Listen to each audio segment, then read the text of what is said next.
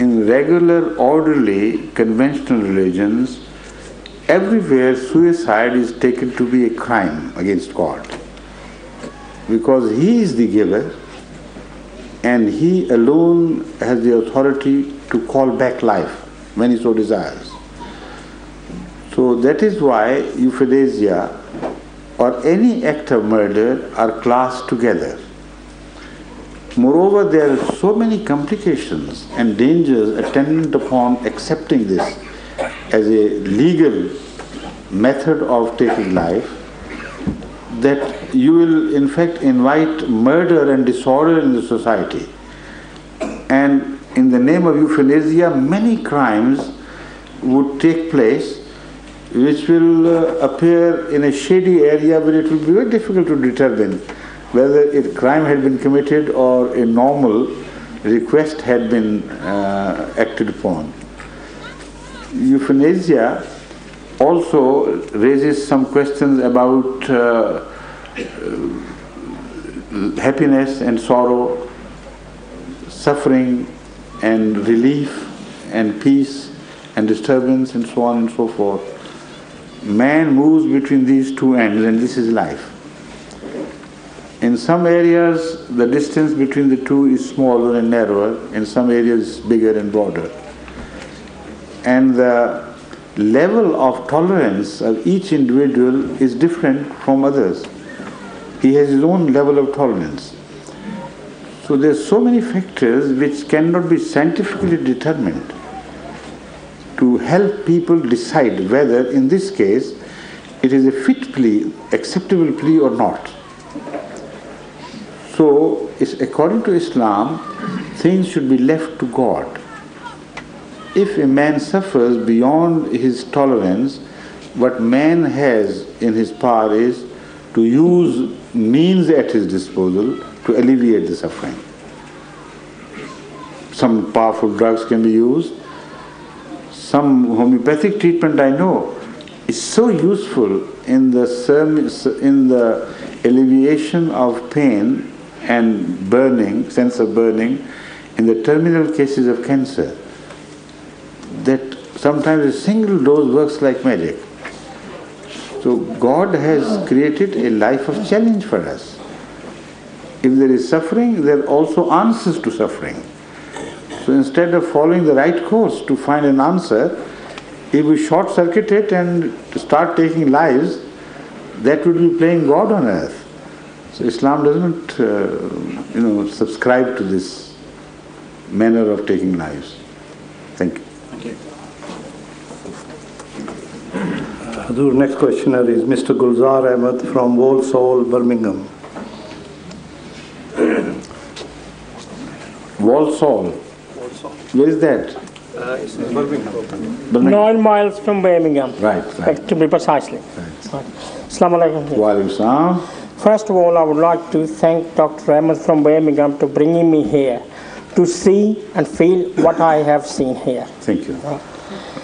Because I have only heard of that before, till today. But if everywhere is peace and love is like from Ahmadi brothers and sisters, the world would be a very nice place to live. Thank you so much for that compliment. Right. I have 2 questions. One is only 20%. Now, one is 80%. If you permit me, I've already spoken of justice, haven't I?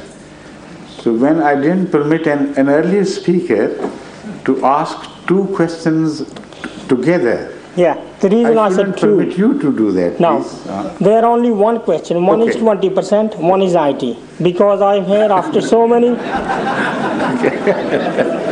Very clever of you. Now, because I am here after so many questions. Go ahead. My question has been asked already, and 80% of the first question has been answered.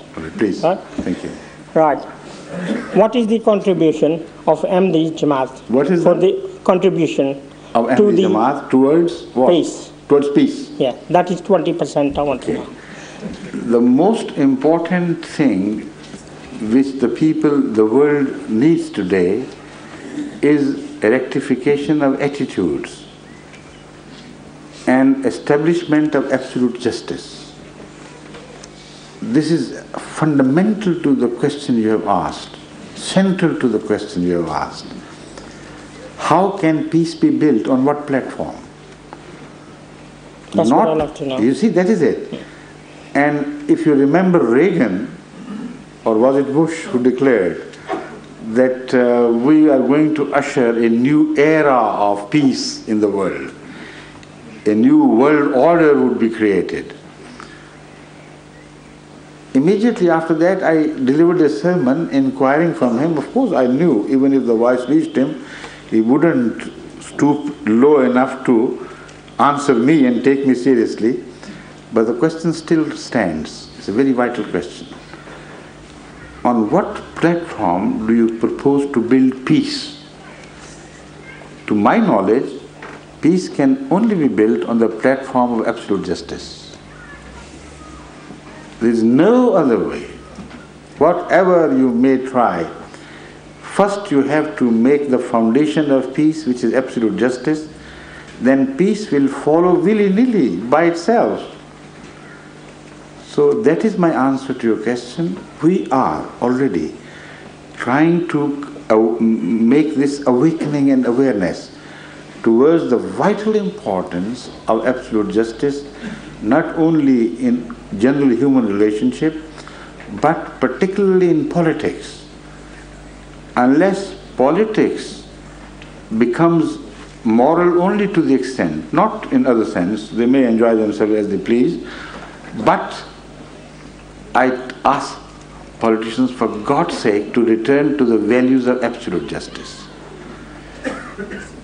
If they return to the values of absolute justice, I say not values because absolute justice is singular, but many a value is created out of this in ordinary life. It governs your economy, it governs your social relationship, it governs your politics, international relationship, etc., etc. So if one only determines to adhere to the demands of absolute justice, then peace will automatically be established. It would be like rising of the sun. You don't say somehow bring out the sun and then we will work towards establishing the day. You see, that's one and the same thing. And to my understanding of human affairs, absolute justice is the other name for peace. And the society, the modern society, is not ready to accept that because it continues to clash with the national interest of people everywhere in the world. The British people are known for their natural dispensation towards justice. They rule in India, may be blamed and may be abused, may be accused of excesses, etc., by the extremists everywhere. But when you compare the history of the French colonies with the British colonies, the history of Dutch colonies with the British colonies, Belgian colonies with the British colonies, if you have any iota of justice in you, you would say positively that the British maintained the principles of justice in their colonies far more meticulously and honestly than in case of other European colonizations. Yet, these people themselves have changed so much that even justice is fading out fast from their internal relationship. As far as the international relationship is concerned, justice was never entertained as a valid coin by the politicians anywhere in the world. But I'm talking of erosion within the British society. The justice